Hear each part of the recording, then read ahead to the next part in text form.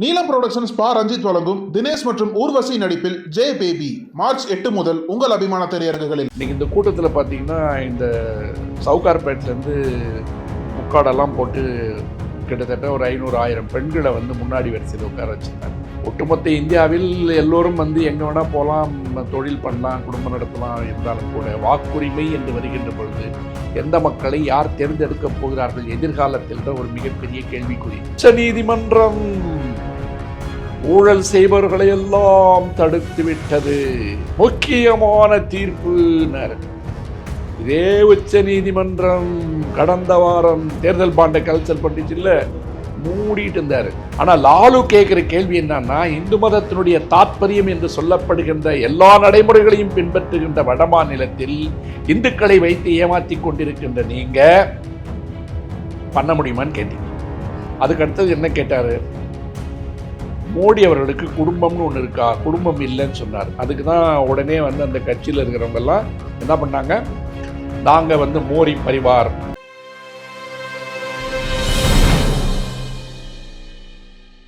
நக்கீரன் நேயர்களுக்கு வணக்கம். இன்று நம்முடன் கருத்துக்களை பகிர்ந்து கொள்ள இணைந்திருக்கிறார் சென்னை உயர்நீதிமன்ற மூத்த வழக்கறிஞர் திரு வே பாலு அவர்கள். வணக்கம் சார். வணக்கம். மோடி கடந்த வாரம் தான் தமிழ்நாட்டுக்கு வந்திருந்தார். 2 நாட்கள் பல்லடம் தூத்துக்குடியெல்லாம் போய் பேசியிருந்தார். அதுவே பெரிய விவாதமாச்சு அவர் பேசுனதெல்லாம். இப்போ இன்றைக்கி மீண்டும் சென்னை வந்திருக்கிறார், பொதுக்கூட்டத்தில் பேசியிருக்கிறார்.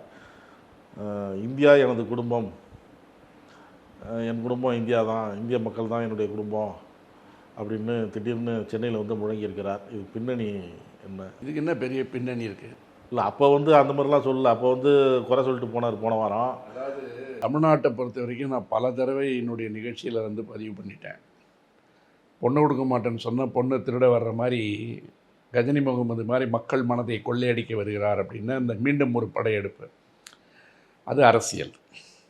ஆனால் மீண்டும் மீண்டும் வருவதனுடைய நோக்கம் என்பது இந்த திராவிட சித்தாந்தம் என்பதை தன் ஒருவனால் உடைத்து விட முடியும் என்ற நம்பிக்கை அவருக்கு ரொம்ப அதிகமாக இருக்குது. அது முடியாதுன்றது தேர்தல் முடிவுகள் சொன்னோம். அதாவது இங்கே திமுக அண்ணா திமுக மாறி மாறி வாக்களித்தாலும் கூட, காங்கிரஸாக இருந்தாலும் சரி, பிஜேபியாக இருந்தாலும் சரி, இந்த 2 தோளில் ஒரு தோளில் ஏறினா தான் சவாரி. இது இல்லாமல் நான் தனியாக போகிறேன், நீங்கள் என் கூட வாங்கன்னு சொல்லி அண்ணா மோடி கதறினாலும், இன்றைக்கி நடந்த ஒட்டுமொத்த கூட்டத்தையும் பார்த்தீங்கன்னா எனக்கு எப்படி இருந்துன்னு கேட்டிங்க, இந்த மாசி பங்குனி சித்திரையெல்லாம் எங்கள் ஊர் பக்கம் தெருக்கூத்துலாம் நடக்கும். தெருக்கூத்து நடக்கும்போது ராஜா வரதுக்கு முன்னாடி கட்டிக்காரன் ஒருத்தன் வருவான். இந்த கட்டிக்காரன் ஒருத்தன் வரும்போது பார்த்திங்கன்னா நிறுத்தி நிதானித்து பாட்டெல்லாம் பாடிட்டு, மகாகணம் பொருந்திய மகாராஜா வருகிறார் வருகிறார்னுவான். இதில் பெரிய வேடிக்கை என்னன்னு கேட்டிங்கன்னா, மோடி கூவுனதை விட தமிழில் ஒருத்தர் கூவுனார். அவர் ரொம்ப உணர்ச்சி வசப்பட்டார். என்னென்னு கேட்டிங்கன்னா, அங்கே எச் ராஜா பரிதாபமாக உட்காந்துருக்கார். எப்போ அவர் சிறு குறு பாசனம் சொல்கிறதுக்கு பதில் சிறுநீர் பாசனம்னு ஒரு வாட்டி மொழிபெயர்த்தார். அதோடு அவரை ஓரங்கட்டி உட்கார வச்சுட்டாங்க. அந்த வாய்ப்பை தூக்கி இவர் கொடுத்தது அந்த சகோதரர் யாருன்னு தெரியல. ஆனால் உண்மையை சொன்னால் மொழிபெயர்ப்பு நல்லா பண்ணார். மோடி பேசுனதனுடைய மொழிபெயர்ப்பு என்னை பொறுத்த வரைக்கும் ஹிந்தி புரியலைனா கூட தமிழில் ஒரு கோர்வையாக இருந்தது. ஆனால் அந்த மோடியை விட இவர் போட்ட பீடிகை நான் பார்த்தேன். இவங்க ஜெயலலிதாவையும் எம்ஜிஆரையும் ஃபோட்டோ தான் திருட போகிறாங்க, பேரை தான் திருட போகிறாங்கன்னு பார்த்தேன். அந்த பிரச்சாரத்தையும் திருடினாங்க. இன்றைக்கி மோடியே கேட்கல, அவர் போயிட்டே இருக்கார், பேசிகிட்டே இருக்கார். டெல்லி வரைக்கும் கேட்கணும், கத்துங்க, சரியா சரியான்றாரு. இதில் ரொம்ப முக்கியமாக நான் அவதானித்த ஒரு செய்தியும் ஒரு கவலைப்படக்கூடிய அம்சமும் என்னவென்று கேட்டால், தமிழ்நாட்டில் இனிமேல் இருக்கின்ற இந்த அரசியலை யார் தீர்மானிக்கப் போகிறார்கள்ன்ற ஒரு செய்தி அதில் இருக்குது. நம்ம தொடர்ந்து பேசிக்கிட்டு இருக்கோம். கட்டுக்கடங்காத குடியேற்றத்தின் காரணமாக வேலை தேடி வருகின்ற அத்தனை தொழிலாளர்களுக்கும் இங்கே ரேஷன் கார்டும் முகவரி அட்டையும் கொடுத்து உட்கார வைக்க இந்த மக்கள் தொகையினுடைய பெருக்கம் எப்படி மாறும் இன்னும் 10 வருஷத்தில் அப்படின்னு பேசிகிட்டு இருக்கோம். இன்றைக்கி இந்த கூட்டத்தில் பார்த்திங்கன்னா இந்த சவுகார்பேட்லேருந்து முக்காடெல்லாம் போட்டு கிட்டத்தட்ட ஒரு 500,000 பெண்களை முன்னாடி வரிசையில் உட்கார வச்சுருந்தாங்க. ஆகவே அவர்களுடைய பின்னணி எங்களுக்கும், எங்களுடைய பின்னணி அவர்களுக்கும் இருக்குமான செய்தி அதில் கவலைப்படக்கூடிய செய்தி.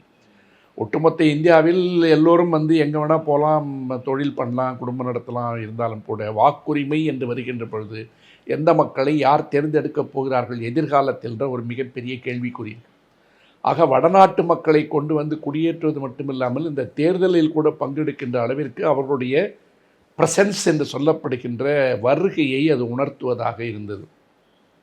அப்புறம் வழக்கப்படி லெட்டர் பேடு பார்த்தீங்கெல்லாம் மேலே உட்கார்ந்து இருந்ததுங்க. வந்து பேசினார். நீங்கள் கேட்ட கேள்விக்கு போயிடும். அதாவது ஹிட்லர் வந்து பேசும்போது நீங்கள் பார்த்தீங்கன்னா பழைய காணொளிகள் கிடச்சுன்னா பாருங்கள், இந்த மாதிரி தான் மோடி மாதிரியே ஓங்கி பெருங்குரல் எடுத்து பேசுவார். அந்த பின்னாடி கோயபல்ஸு அவங்க இவங்க ஹிம்லர் இவெல்லாம் வந்து அதே குரலில் கத்துவான்.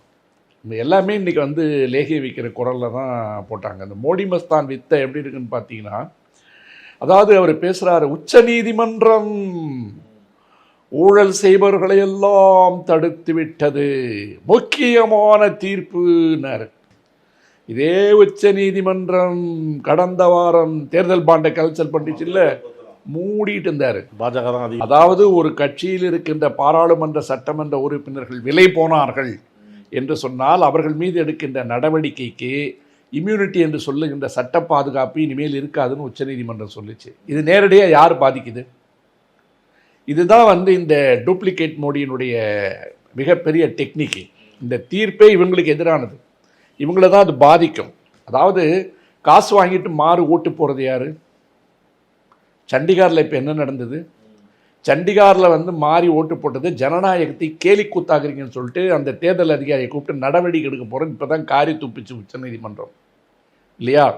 இந்த இன்னொரு மாநிலத்தில் வந்து சமீபத்தில் வந்து 3 பேர் வந்து ஒரேடியாக வந்து கிராஸ் ஓட்டிங் போட்டான். 7 பேர் இமாச்சல பிரதேசத்தில் ராஜ்யசபாவுக்கு கிராஸ் ஓட்டிங் போட்டான். தெலுங்கானாவில் என்னாச்சு, எங்களுக்கு காசு கொடுக்குறாங்கன்னு சொல்லிட்டு சந்திரசேகர் ராவ் கட்சியிலேருந்து புகார் கொடுத்து சிபிஐ வரைக்கும் போச்சு. அஜித் பவார்கிட்டேருந்து கொத்து கொத்தாக எழுனாங்க, உத்தவ் தாக்கரேகிட்டேருந்து கொத்து கொத்தாக எழுனாங்க. இப்படி ஒவ்வொரு மாநிலத்திலும் கர்நாடகா உள்பட ஒவ்வொரு ரிசார்ட்டாக கொண்டு போய் உட்கார வச்சு காசு கொடுத்து விலைக்கு வாங்கி எந்த இடத்திலும் தேர்தலில் நின்று ஜெயிக்காமல் ஜெயித்தவர்களை வாங்குற கட்சி வந்து பாரதிய ஜனதா கட்சி. கோவாவில் ஆரம்பித்து அப்படியே போயிட்டு இருக்குது எல்லா இடமும். நீங்கள் இதை பார்த்தீங்கன்னா தன்னை நேரடியாக இந்த தீர்ப்பு பாதிக்குதுன்னு சொன்னவொடனே திருட ஓடுறான் புடின்னு அல்ல திருடன், அந்த துணி தான் அதில் இருக்குது. எங்கே வந்து இது பெரிய விமர்சனமாயிருமோன்னு சொல்லிட்டு தன்னுடைய நடிப்பு திறமையை வந்து சிவாஜி பிறந்த மண்ணில் வந்து மீண்டும் ஒரு முறை மோடி வந்து அரங்கேற்றிருக்காரு. அதாவது சிவாஜியெல்லாம் இருந்திருந்தாருன்னா எழுந்து ஒரு 10 முறை தற்கொலை பண்ணிப்பார். இந்த மனுஷன் என்ன பிரமாதமாக நடிக்கிறார் யான்னு. அதுக்கு ஏற்ற மாதிரி அந்த பின்னாடி ஒருத்தர் கூவிட்டே வந்தார் பாருங்க, அவர் வந்து பெரிய காமெடி பண்ணிட்டார் இன்னைக்கு. அது எனக்கு உண்மையிலே வந்து அந்த தெருக்கூத்து மகாபாரதம்லாம் ஊரில் கதை சொல்லுவாங்க, அந்த கதை சொல்கிற மாதிரி இருந்தது. முக்கியமாக நான் அதில் வந்து கவனித்தது என்னவென்றால், உச்சநீதிமன்ற தீர்ப்பை பற்றி பேசுகின்ற இடத்தில் உதயநீதி பற்றி கூட அங்கே ஒரு ஹிண்ட் கொடுத்தாரு. சனாதனம் பற்றி உச்சநீதிமன்றம் வந்து இன்றைக்கி ஒரு கருத்தை சொல்லியிருக்குன்னு சொன்னாங்க. சனாதனம் என்று சொல்லப்படுவதற்கு ஒரு கருத்து இருக்குமானால் திராவிடத்தை நாங்கள் அழிப்போம் என்று சொல்வதும் அதே ஈக்குவேஷனில் தான் வரணும். 2 சித்தாந்தம், 2 கோட்பாடு, அது பின்னாடி பேசுவோம். ஆனால் அதை பற்றி பேசியிருக்கின்ற மோடி அவர்கள் எலக்டோரல் பாண்ட் கேன்சல் பண்ணுறது பற்றி ஏன் பேசலை? அப்புறம் போதைப் பொருள் பற்றி பேசுகிறார். போதைப் பொருளுடைய நடமாட்டம் தமிழ்நாட்டில் இருப்பதாக எங்கேயாவது இருக்கா? தினமும் கைது செய்கிறாங்களான்னு பார்த்தா தெலுங்கானாவில், பெங்களூரில் இது தொடர்ந்து நடந்துகிட்ருக்கும், மும்பையில் அது அதிகமாக நடந்துகிட்ருக்கும், கோவாவில் அது அதிகமாக நடந்துகிட்ருக்கும். ஆனால் சென்னை போன்ற விமான நிலையங்களை எங்கெல்லாம் வந்து உங்களுக்கு துறைமுகங்கள் இருக்கிறதோ அங்கெல்லாம் அந்த வழியாக போதைப் பொருட்கள் நடமாட்டம் இருக்கின்ற இடத்துல ஒருத்தர் வந்து கைது செய்யப்பட்டிருக்கிறார். அவர் திமுகவினுடைய சார்பு நிலை கொண்டவர், ஒரு பதவியில் இருக்காருன்றது தான் இன்றைக்கி குற்றச்சாட்டு. ஆனால் இந்த தனிப்பட்ட முறையில் துறைமுகங்கள் எல்லாத்தையும் தனியாருக்கு கொடுத்து, அதானி கையில் கொடுத்து, குஜராத்தில் இருக்கின்ற அதானியினுடைய துறைமுகத்தின் வழியாக தான் 3600 கோடி ரூபாய்க்கு போதைப் பொருள் வந்துச்சுன்னு சொல்கிறாங்க இல்லையா? நீங்கள் அதானி குடும்பத்திற்கும் அம்பானி குடும்பத்திற்குமாகத்தான் பாடுபட்டு கொண்டிருக்கிறீர்கள், உங்களுக்கு தான் குடும்பம் இல்லைன்னு நீங்கள் சொல்கிறீங்க. ஆனால் அந்த 2 குடும்பங்களுக்காகத்தான் இந்தியாவையே விற்று கொண்டிருக்கிறீர்கள் ராகுல் காந்தி சொல்லிகிட்டே இருக்காரு. அந்த ஒரு குடும்பத்தில் இருக்கிறவர் தான் இன்றைக்கி வந்து 1500 கோடி ரூபாயை செலவு பண்ணி ஒரு கல்யாணம் பண்ணிக்கிட்டு இருக்காரு. அந்த கல்யாணம் பண்ணிக்கிட்டு இருக்க இடத்துல பார்த்தீங்கன்னா இந்த நாட்டில் இருக்கின்ற எல்லா முக்கியமானவர்களும் எல்லா துறைகளில் இருப்பவர்களும் அங்கே போய் ஒரு சாதாரண வேலைக்காரர்களைப் போல கையை கட்டி கொண்டு நின்றிருக்கின்ற அவமானத்தை நம்மளால் பார்க்க முடியுது. ரஜினிகாந்த் வந்து போயிட்டு வந்துட்டு ஆஹா ஓஹோன்றார். இங்கே சசிகலா அவர் கல்யாணம் பண்ணப்போ எவ்வளோ பெரிய விமர்சனங்கள் வந்தது. ஆனால் அம்பானி வீட்டு கல்யாணத்துக்கு போயிட்டு வந்துட்டு ரஜினிகாந்த் சர்டிஃபிகேட் கொடுக்குறாரு, அமிதாப் பச்சன் சோறு போட போகிறாரு, ஜூனியர் ஆர்டிஸ்ட்லாம் ஆடுற மாதிரி இந்த சல்மான் கான், அமீர் கான், ஷாருக் கான்லாம் வந்து டான்ஸ் ஆடுறாங்க. இதில் ரொம்ப முக்கியமானது என்ன, மார்க் ஜூக்கர்பெர்க்லேருந்து பில்கேட்ஸ் வரைக்கும் வராங்க.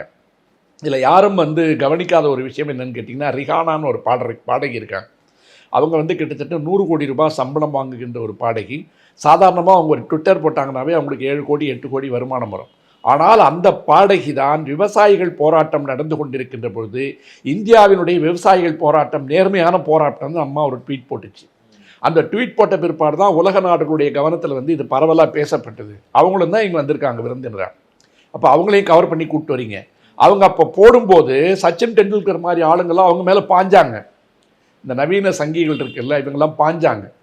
இதை போன்ற முக்கியமான ஆளுமைகளை கொண்டு வந்து நிறுத்திவிட்டு ஒரு குடும்பத்திற்கு கைகட்டி சேவகம் செய்கின்ற அளவுக்கு நிறுத்தி வைத்திருக்கின்ற மோடி அவர்கள், நீங்கள் கேட்ட கேள்வியே ரொம்ப முக்கியமானது. இன்றைக்கி ஏன் இந்த பதறாங்க அண்ணா இந்த மோடி வரைக்கும் கேட்டிங்கன்னா, லாலு பிரசாத் நல்லா போட்டார் நேற்று இந்தியா கூட்டணி. ஆமாம், அதாவது உடம்பு சரியில்லாமல் எழுந்து வந்து போட்டாலும் ஒரே போட்டார். அவர் வந்து கேட்டது 2 கேள்வி தான். ஒன்று என்னன்னு கேட்டார்னு கேட்டிங்கன்னா, அதாவது உடல்நலம் சரியில்லாமல் இருந்தால்னா கூட சில நேரம் சிங்கங்கள் வந்து தூங்குவதில்லை. அதாவது நான் என்ன சொல்கிறேன், நான் டீ விற்றேன் காஃபி விற்றேன்னு சொல்லிட்டு நீங்களே இவ்வளோ பெருமைகள் பேசி கொண்டிருந்தாலும் கூட, படிக்காத ஒரு லாலு பிரசாத் யாதவ் வந்து ரயில்வே துறையை நிர்வகித்தின் காரணமாக உலகத்தில் பல பல்கலைக்கழகங்களுக்கெல்லாம் போய் வகுப்படுத்தார். அவர் அமைச்சராக இருந்தப்போ அவர் வந்து என்ன வந்து உங்களை வந்து ஒரு 15 லட்சம் பேர் கொண்ட கூட்டத்தில் 2 கேள்வி முக்கியமானதாக வச்சார். இந்து மதத்தை முன்னிலைப்படுத்தி இந்து மதத்தை முன்னால் நிறுத்தி இந்து மதத்தின் காவலன் என்று சொல்லிக் கொள்ளுகின்ற நீங்கள் இந்து மதத்தினுடைய எந்த விதமான கோட்பாடுகளையும் பின்பற்றாமல் உங்கள் தாயார் இறந்து போனதற்கு கூட மொட்டையடிக்காமல் முடியெடுக்காமல் சென்று கொண்டிருந்த நீங்கள் எப்படி இந்துவினுடைய பிரதிநிதியாக இருக்க முடியும்? இது தமிழ்நாட்டுக்கு ஒவ்வாத கேள்வி. ஆனால் லாலு கேட்குற கேள்வி என்னன்னா, இந்து மதத்தினுடைய தாற்பயம் என்று சொல்லப்படுகின்ற எல்லா நடைமுறைகளையும் பின்பற்றுகின்ற வடமாநிலத்தில் இந்துக்களை வைத்து ஏமாற்றி கொண்டிருக்கின்ற நீங்கள் பண்ண முடியுமான்னு கேட்டீங்க.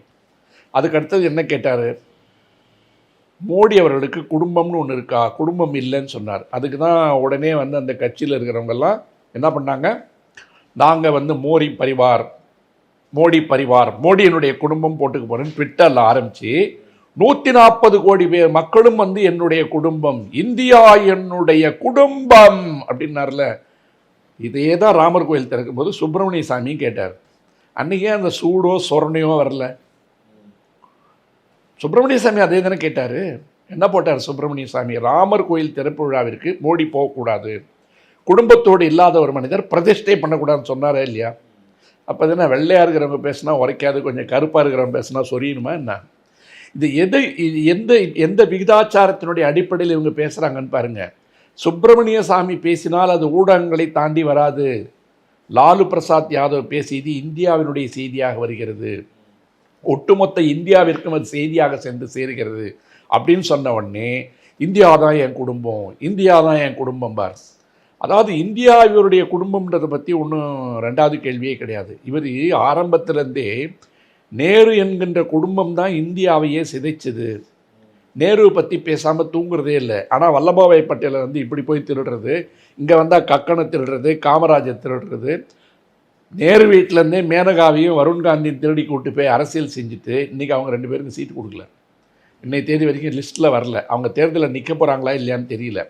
ஆகவே குடும்பங்களை சிதைத்து பல இடங்களில் இருக்கின்ற உறவுகளை சிதைத்து அதன் மூலம் அரசியல் செய்து கொண்டிருக்கின்ற ஒரு கட்சி ஒட்டுமொத்த இந்தியாவுக்கும் தான் ஒரு முதலாளி என்கின்ற துணி வந்து இந்த ஒட்டுமொத்த கூட்டத்திலையும் நான் தொடர்ந்து பார்த்தேன்.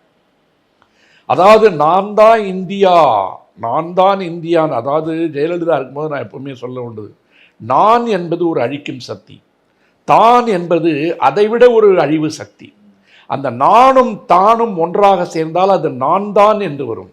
அந்த நான் தான் என்று வருகின்ற குரல் எப்பொழுது வருகிறதோ அது விநாசகாலே விபரீத புத்தின் பேர், அழிவிற்குண்டான அது ஆரம்பம் என்று பொருள். ஒரு மனிதனுக்கு தன் தலைக்குள் தான் என்கின்ற அகந்தை, தன்னை சுற்றிதான் எல்லாம் நடக்கிறது என்ற சிந்தனை, தன்னை சுற்றிதான் ஒரு நாடே இருக்கிறது என்ற கற்பனை விபரீதமான கற்பனை, அது ஒரு மனிதனை தூங்க விடாது. அந்த அதிகாரம் பறிக்கப்படுகின்ற பொழுது பைத்தியம் பிடித்து அலைவதற்கு உண்டான நிகழ்வுகள் நடக்கும். இவர் இவ்வளோ குடும்பத்தை பற்றி பேசிக்கிட்டு இருக்கவர் தனது குடும்பத்தை பற்றி பேசாமல் ஏற்கனவே நான் பதிவு பண்ணியிருக்கேன், அவருடைய மனைவி ஒரு பாஸ்போர்ட்டு விண்ணப்பத்தில் இன்னாருடைய மனைவி என்று போட்டு அதனுடைய காரணத்திற்காக வந்து அந்த கடவுச்சீட்டு கொடுக்கப்படவில்லை, பாஸ்போர்ட்டு கொடுக்கல. பாஸ்போர்ட் கொடுக்கலன்னு சொன்ன உடனே அவங்க வந்து தகவல் அறியும் உரிமை சட்டத்தின் கீழ் பிரதமருடைய அலுவலகத்திற்கு ஒரு மனு அளிக்கிறாங்க. அந்த மனுவினுடைய அடிப்படையில் எனக்கு 24 மணி நேரமும் கொடுக்கப்பட்டிருக்கின்ற சிறப்பு பாதுகாப்பு எதனுடைய அடிப்படையில் கொடுக்கப்பட்டிருக்கிறது, நான் யார் அப்படின்ற கேள்வியை கேட்டு ஆர்டிஐயில் வந்து அந்த அம்மா போட்ட அப்ளிகேஷனுக்கு இன்னைய தேதி வரைக்கும் பதில் இல்லை, அவங்களுக்கு பாஸ்போர்ட்டும் கிடைக்கல.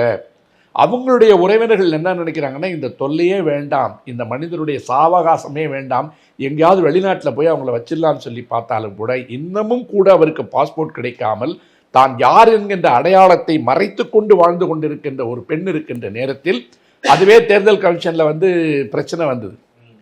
எலெக்ஷனுக்கு வந்து அவர் மனு போடும்போது என்னென்ன தகவல்களை வந்து போட்டார், என்னென்ன தகவல்களை மறைத்தார், பின்னால் எப்படி திருமணமானவர் என்று ஒத்துக்கொண்டார் என்பதெல்லாம் வந்து வரலாற்றினுடைய பக்கங்களில் ஏற்கனவே பதிவாயிடுச்சு.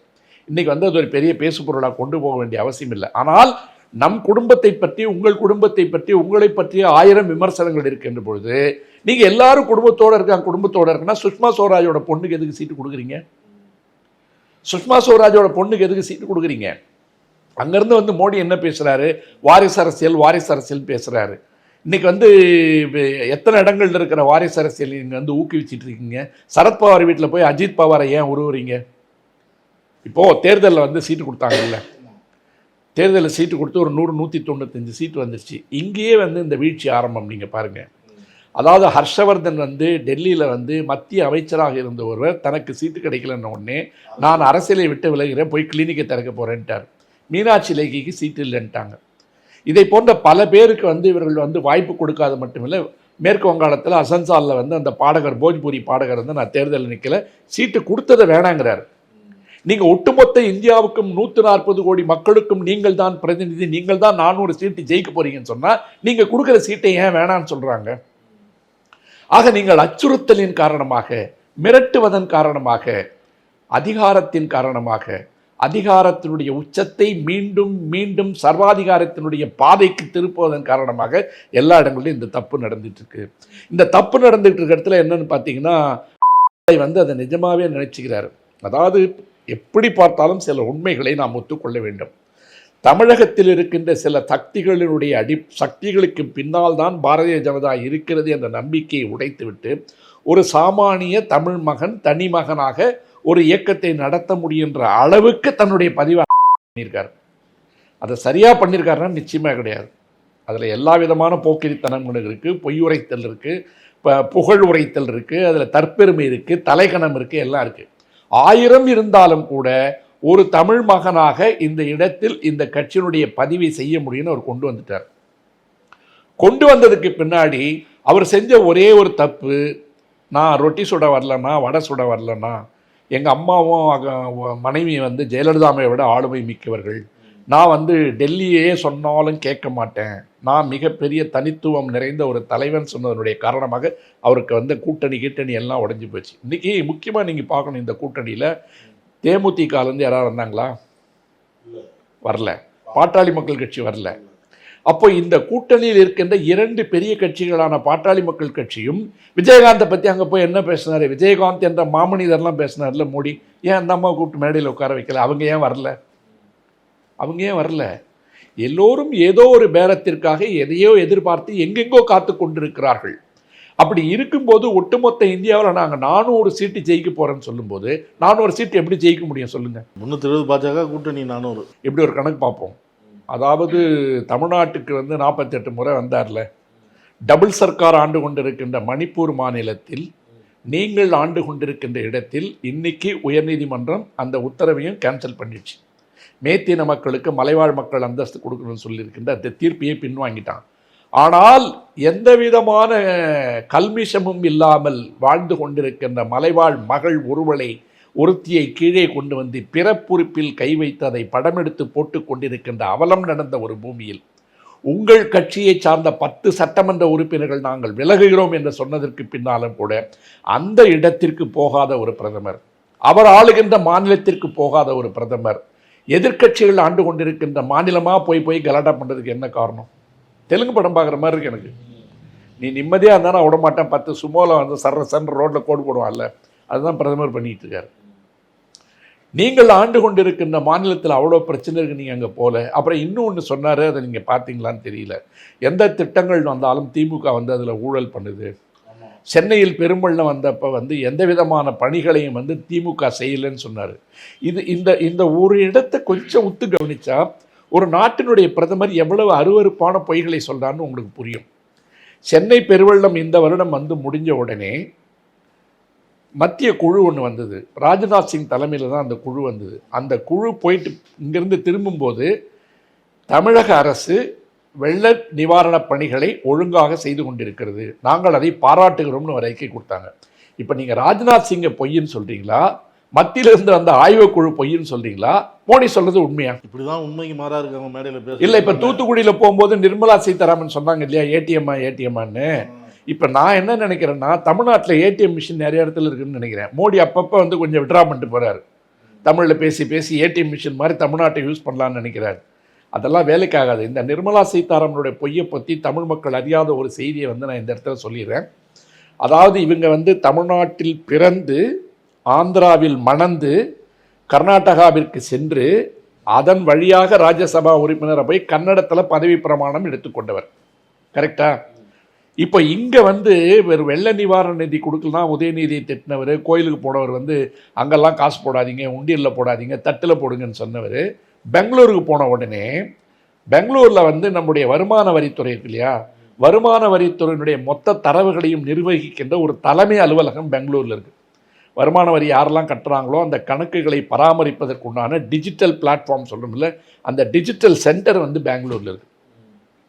ஒட்டுமொத்த இந்தியாவுக்கு உண்டான பணிகள் வந்து அங்கே டேட்டாஸ் ஃபுல்லாக அங்கே தான் இருக்குது. தன்னாலே வந்து ஆட்டோமேட்டட் மிஷின்ஸில் வந்து தகவல்லாம் போயிட்டே இருக்கும். அதை வந்து ஒர்க் பண்ணிகிட்டு இருக்கான், சாஃப்ட்வேர் பீப்புள் ஒர்க் பண்ணிகிட்டு இருக்கான். அந்த விழாவுக்கு போன நிர்மலா சீதாராமன் என்ன பண்ணுறாங்க, பெங்களூர் மக்களை குளிர்விப்பதற்காக பெங்களூர் நகரத்திற்கு நாங்கள் நன்றியோடு இருக்க வேண்டும், உங்களால் தான் வந்து வருமான வரித்துறை என்பது இயங்கி கொண்டிருக்கிறது, பெங்களூரில் இருக்கின்ற மக்கள் கட்டுகின்ற வரிப்பணம் என்பது வருமான வரித்துறைக்கு ஒரு மிகப்பெரிய வரவாக இருக்கிறது. ஆகவே பெங்களூர் தான் வந்து இந்திய வருமானத்துக்கு வந்து பெரிய உபரியெல்லாம் கொடுக்குதுன்ற மாதிரி ஒன்று அள்ளி விட்டாங்க. அது வந்து சென்ட்ரல் கவர்மெண்ட் நடத்திட்டு இருக்கிற ஒரு சென்டர், டேட்டா சென்டர். அந்த டேட்டா சென்டர் பெங்களூரில் இருக்குது. அந்த இடத்துக்கு போனவங்க அதுக்கு காரணம் என்னன்னு கேட்டிங்கன்னா, அங்கே போய் தமிழ்நாட்டில் பேசுகிற மாதிரி பேசினா வாட்டாள் நாகராஜ் மாதிரி ஆளுங்க நடு ரோட்லேயே வச்சு கேட்பான், நடக்க விட மாட்டான். நீங்கள் வந்து கன்னடத்தில் பதவி பிரமாணம் செஞ்சுட்டு எங்கள் ஊரை வந்து குறை சொல்லிட்டு எங்கே நட பார்ப்போன்னு கேட்பான். தமிழ்நாட்டில் தான் முட்டாப்பையா எல்லாத்தையும் உட்காந்து வேடிக்கை பார்த்துட்டு இருப்பான். இதை நான் செய்தியாக சொல்வதற்கு காரணம், இவர்கள் செல்லுகின்ற இடமெல்லாம் ஒரு பச்சோந்தியை விட பல மடங்கு அதிகமாக கலர் மாற்றிக்கிறாங்க. அப்படி இறங்கும் போதே ஒரு வேட்டி, ஒரு துண்டு, அங்கே அப்படி வந்து அப்படியே ஒரு கும்பிடு போடுறது.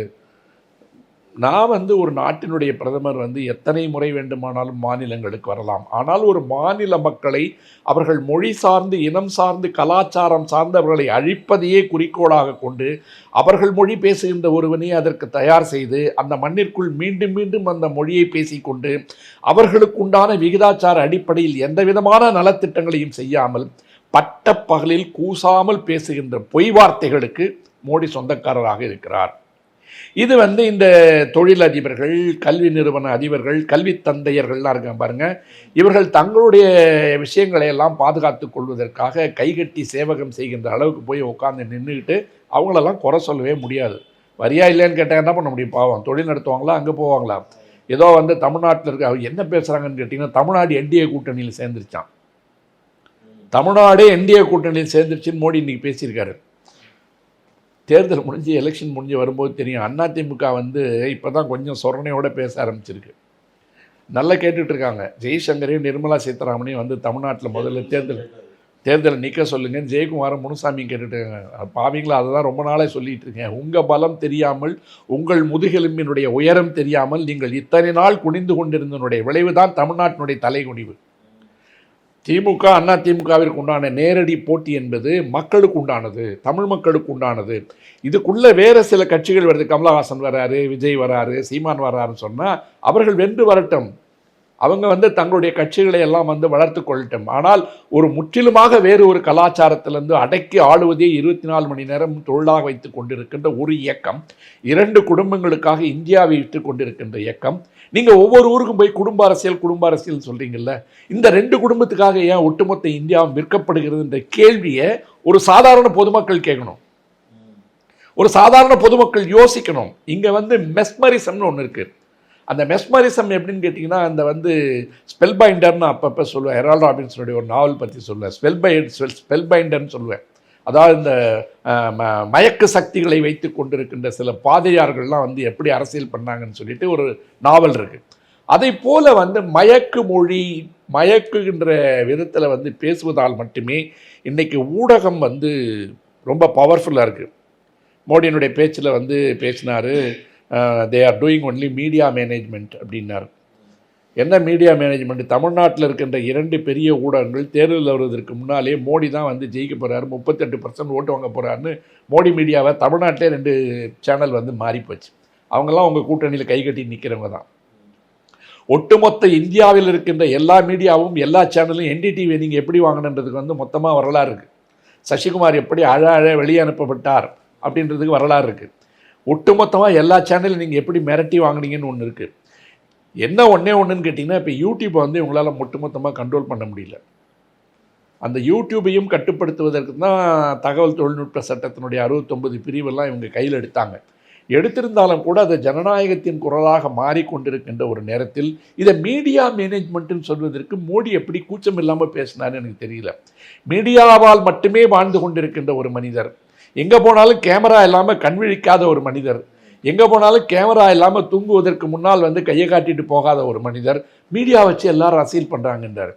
அதாவது இந்த இந்தியா கூட்டணி என்பது இவர்களுடைய கோமாளித்தனத்தால் கொஞ்சம் கொஞ்சமாக வலுப்பெற்று வருகிறது.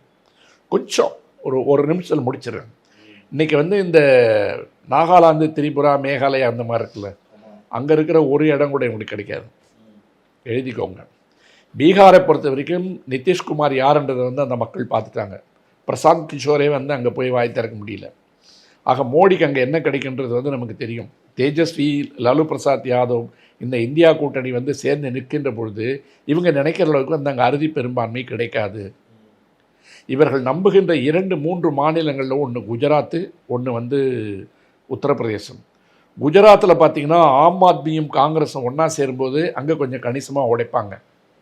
உத்தரப்பிரதேசத்தில் அகிலேஷ் யாதவும் காங்கிரஸும் சேரும்போது அங்கேயும் உடைப்பாங்க. ஹிமாச்சல் பிரதேஷ்லாம், மத்திய பிரதேசில் பார்த்தீங்க வாக்கு வித்தியாசம் வந்து ரொம்ப ரொம்ப பர்சன்டேஜ் கம்மி. ராஜஸ்தானில் பர்சன்டேஜ் ரொம்ப கம்மி. ஆக ராஜஸ்தான், மத்திய பிரதேசம், உத்தரப்பிரதேசம், சத்தீஸ்கர், உத்தரகாண்ட் இதை போன்ற சில மாநிலங்களை தவிர பாம்பேயில் பார்த்திங்கன்னா அங்கே ஒட்டுமொத்தமாக நேற்று ஷிண்டே வந்து பேச ஆரம்பிச்சிட்டார்.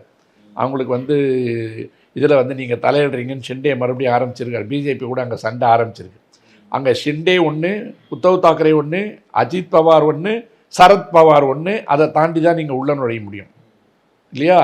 ராஜஸ்தானில் வந்து அவர்களுடைய உட்கட்சி பூசலால் தான் இந்த தேர்தல் வந்து அவங்க தோத்தாங்க. உத்தரப்பிரதேசில் வந்து அகிலேஷ் யாதவும் காங்கிரஸும் வந்து கொஞ்சமாவது இந்த வாட்டி கை வைப்பாங்க. மத்திய பிரதேசத்துக்கு வந்தீங்கனாலும் அதே கதி தான். வேறு எந்த மாநிலங்கள்? மகாராஷ்டிரா இல்லை, பீகார் பிரச்சனை இருக்குது, வெஸ்ட் பெங்காலில் நுழையவே முடியாது. கொடுத்த சீட்டு கொடுத்தவனும் வெளியில் வரான், நிற்க மாட்டேங்கிறான். டெல்லியில் சீட்டு கொடுத்தா வைக்க மாட்டேன்றான், வரமாட்டேங்கிறான். 7 சீட்டு கன்ஃபார்ம் ஆயிடுச்சு. தலைநகர்லேயே உங்களுக்கு 7 சீட்டும் வந்து கிடையாதுன்னு ஆகிப்போச்சு. ஏன்னா காங்கிரஸுக்கு 3, ஆம் ஆத்மிக்கு 4. பஞ்சாபில் நீங்கள் உள்ளே நுழைய முடியாது. பஞ்சாபில் வந்து ஆம் ஆத்மி வந்து ரொம்ப ஸ்ட்ராங்காக இருக்குது. காங்கிரஸ் வந்து அங்கே விட்டு கொடுத்து அவங்களோட போகும்போது பஞ்சாப்லேயும் வேலை இல்லை. வேறு எங்கே உங்களுக்கு வேலை இருக்குது? ஒரிசாவில் போய் பிஜு பட்நாயக் கூட்டணியில் இருக்கிற இடத்துல அங்கே ஒரு ஆளை உருவுறாங்க 2 நாளைக்கு முன்னாடி எம்எல்ஏவை. தெலுங்கானா வந்து காங்கிரஸ் ஆட்சி பண்ணிகிட்டு இருக்கு. ஜெகன்மோகன் ரெட்டியும் சந்திரபாபு நாயுடும் சண்டை போட்டுட்டாலும் கூட பிஜேபி யார் கூட கூட்டணி வச்சாலும் அங்கே ஒன்றும் வேலைக்கு ஆகாது. ஆந்திராவிலையும் நடக்காது. கர்நாடகாவில் வந்து வேணால் ஒரு 5-10 சீட்டுக்கு வரது வாய்ப்பாக இருக்குது. ஏன்னா ஏற்கனவே அங்கே ஆட்சி நடத்திட்டு இருந்தாங்க. கேரளாவில் கிடையாது. தமிழ்நாட்டில் வந்து 1-2 ஜெயிச்சாவே இவங்க அமெரிக்கா தேர்தலில் ஜெயிச்ச அளவுக்கு குதிப்பான் பாருங்க. தமிழ்நாட்டில் வந்து தப்பி தவறி 1-2 சீட்டு ஜெயிச்சிட்டாங்கன்னு வச்சிங்களேன், அமெரிக்க தேர்தலில் வந்து ஜோ பைடன் ஜெயிச்சதை விட பெரிய நியூஸாக கொண்டு வருவான். தமிழ்நாட்டிற்குள் கால் வைத்து விட்டோம். ஏற்கனவே பொன்ராதாகிருஷ்ணன் ஜெயிச்சிருக்காரு. அதெல்லாம் இப்போ வந்து செய்தியே கிடையாது. பின்னால் பாரதிய ஜனதா கட்சி தமிழ்நாட்டில் கால் பதித்து விட்டது. ஒரே ஒரு வார்டு எலெக்ஷனில் ஜெயிச்சாவே இந்த கூச்சல் இருக்கும். ஜோ பைடன் ஜெயிச்சதை விட புட்டின் ஜெயிச்சதை விட பெரிய செய்தியாக போடும் நம்ம ஊரில் இருக்க சேனல்லாம். இந்த சாயந்தரம் இந்த வரானுங்களா அவனுக்கு வேறு வேலையே கிடையாது. டிஷர்ட் கும்பல் இருக்குல்ல, அவங்களுடைய கவலையெல்லாம் என்னன்னு கேட்டிங்கன்னா, இந்த ஆட்சியும் அதிகாரமும் 3%லேயே சுற்றணும். இவங்க நிறைய பேரில் பாருங்கள் 48% வந்து இப்போ கொடுத்துருக்கிற வேட்பாளர் பட்டியலில் உயர் சாதி மக்களுக்கு கொடுத்துருக்காங்க. 48%, 52% பிரித்து கொடுக்குறான். அப்போ வந்து இந்த உயர் சாதி மக்களை விட்டு கொடுக்க முடியாமல் அவர்களுடைய ஆளுமைக்கு கீழே மற்றவர்கள் எல்லாம் இருப்பதற்காக எல் முருகன்கள் உருவாக்கப்படுவார்கள், நயினார் நாகேந்திரன்கள் உருவப்படுவார்கள், நாகராஜன்கள் பேச விடப்படுவார்கள், தலைமை அளிக்கப்படும், எல்முருகன் முன்னிலையில் நிறுத்தப்படுவார். ஆனால் எல்லோரும் முன்னிலையில் நிறுத்தப்பட்டாலும் இவர்களை எல்லாம் ஆண்டு கொண்டிருக்கின்ற சக்தி என்பது அந்த சக்தியாகத்தான் இருக்கும். ஒன்று அம்பானியாக இருக்கும், இல்லை அதானியாக இருக்கும், இல்லைனா 3% இருக்கும், இல்லை ஆர்எஸ்எஸ்ஸாக இருக்கும். அப்போது வந்து ஒரு சித்தாந்தத்தை சிதைப்பதற்காக, திராவிடம் என்கின்ற சித்தாந்தத்தை சிதைப்பதற்காக தன்னுடைய லட்சிய கனவாக இது மோடி வந்து பண்ணிகிட்டே இருக்கார். அதை தான் வந்து தூத்துக்குடியில் பண்ணார், திருநெல்வேலியில் பண்ணார், பல்லடத்தில் பண்ணார். இன்றைக்கி சென்னையில் வந்து மறுபடியும் வந்து பல்லவன் ஒளி செதுக்கிற மாதிரி செதுக்கிட்டு போயிருக்கார். இன்னும் வராரு அண்ணன் 8-10 வர. எத்தனை முறை மோடி வந்தாலும் ஒரு பிரதமராக அவர் இங்கே வரவேற்கப்படுவார். இது விருந்தோம்பல் செய்கின்ற பூமி. செல்விருந்தோம்பி வருவிருந்து காத்திருப்பார், நல்விருந்து வானத்தவர்க்குன்னு திருக்குறள் சொன்ன ஊர். வந்த விருந்தாளி அனுப்பிட்டு அடுத்த விருந்தாளி எப்போ வருவாங்கன்னு பார்த்துட்டு இருப்பாங்க. ஆனால் வர விருந்தாளி தொழுத கையுள்ளும் படையொடுங்குன்ற மாதிரி கத்தியை வச்சுட்டு வந்தால் அதையும் நமக்கு அடையாளம் கண்டுபிடிக்க தெரியும். நீங்கள் பேசுவது தமிழ், வணங்குவது தமிழ், உலகமெல்லாம் தமிழை சுமக்கிறேன்னு சொல்லிட்டு திமுக மேலே இருக்கிற ஒரே ஒரு காரணத்துக்காக ஒட்டுமொத்தமான 8 கோடி தமிழ் மக்களை வஞ்சித்து கொண்டிருக்கின்ற பூமி. பஞ்சாபில் வந்து 5 எய்ம்ஸ் காலேஜ் வந்து திறந்தாச்சு. ஆம் ஆத்மி ஆண்டு கொண்டிருக்கின்ற இடத்தில், உங்களுக்கு நேர் எதிரான அரசியல் செய்து கொண்டிருக்கின்ற இடத்தில் 7 முறைக்கு மேல் சம்மன் அனுப்பினாலும் ஈடியனுடைய விசாரணைக்கு வரமாட்டேன் என்று முதுகெலும்போடு சுற்றி கொண்டிருக்கின்ற கேஜ்ரிவால் ஆண்டு கொண்டிருக்கின்ற மாநிலத்தில் உங்களால் ஒரு சிதைவும் செய்ய முடியாது. ஏன்னா சீக்கியர்கள் வந்து எவ்வளோ வலுவானவங்கன்னு வந்து தெரியும். இந்திய இராணுவத்தையே நடத்திட்டு இருக்கிறாங்க. அங்கே வந்து 5 எய்ம்ஸ் திறந்தவங்க 10-14 வருடங்களாக ஒரு செங்கலுக்கு அடுத்தது வந்து பணம் கொடுக்காத ஒரு மோடி எப்படி வந்து தமிழ்நாட்டுக்கு நாங்கள் திட்டத்தை கொடுத்தோம் 11 லட்சம் கோடிங்கிறாரு. 11 லட்சம் கோடிங்கிறாரு. சைபர் போட்டுக்கிட்டே போக வேண்டியதுன்னு யாராவது உட்காந்து எண்ணி பார்க்க போகிறேன்னா? ஏற்கனவே வெயிலில் கொண்டாந்து உட்கார வச்சது எல்லாம் பாதி பொம்பளைங்க முக்காடு போட்டு உட்காந்துருக்கு. எல்லாத்துக்கும் அந்த மஞ்சள் கலரில் ஒரு துண்டை ஃப்ரீயாக கொடுத்துட்டானுங்க. அவரை நம்ம தமிழில் பேசின சகோதரர் வேறு வந்து செய்வீங்களான்னு கேட்ட உடனே ஒரு நல்ல குரல் வந்தது. இவர்கள் செய்கின்ற அரசியலை ஆரோக்கியமாக செய்கின்ற வரையில், இந்த கலாச்சாரத்தை சிதைக்காமல், மொழியை சிதைக்காமல், இந்த மக்களை மக்களாக மதித்து அவர்களுக்கு உண்டான மாண்புகளை மதித்தால் நமக்கு என்ன பிரச்சனை இருக்குது? இந்த கட்சி வேணான்னு நம்ம ஏன் சொல்ல போகிறோம்? நான் என்ன சொல்கிறேன், காங்கிரஸ் என்பது ரொம்ப மோசமான அழிவு சக்தின்னு சொன்னீங்க. போன நிகழ்ச்சியில் சொன்னதை மறுபடியும் சொல்கிறேன். டெய்லி 10 பேரை காங்கிரஸ் இருந்து திருடி தான் உங்கள் கட்சியில் சேர்த்துக்கிறீங்க. உங்கள் கட்சிக்கு தொண்டர்களே எங்கேருந்து வந்தாங்க? பாதி பேருக்கு மேலே வந்து மாற்றுக் கட்சியிலேருந்து வந்தவன். பல மாநிலங்களில் நீங்கள் ஆண்டு கொண்டிருப்பதாக சொன்னாலும் கூட ஜெயிச்சவன் யாரெல்லாம் இருக்கானோ அவனெல்லாம் விலைக்கு வாங்கி தான் நீங்கள் ஆட்சி நடத்திட்டு இருக்கீங்க.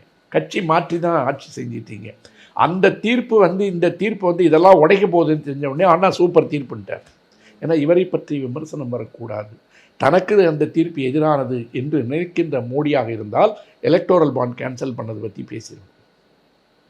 சண்டிகார் எலெக்ஷனில் வந்து ஜனநாயகத்தை குப்பை கூடைக்குள் போட்டு கேவலமாக நடத்திவிட்டீர்கள் என்று தலைமை நீதிபதி சொன்னப்போ மன்னிப்பு கேட்டிருக்கணும். அந்த மாண்பெல்லாம் இல்லை. கேட்கும்போது கோர்ட்டை பற்றி தூக்குறது, அப்புறம் கோர்ட்டு சரியில்லைங்கிறது.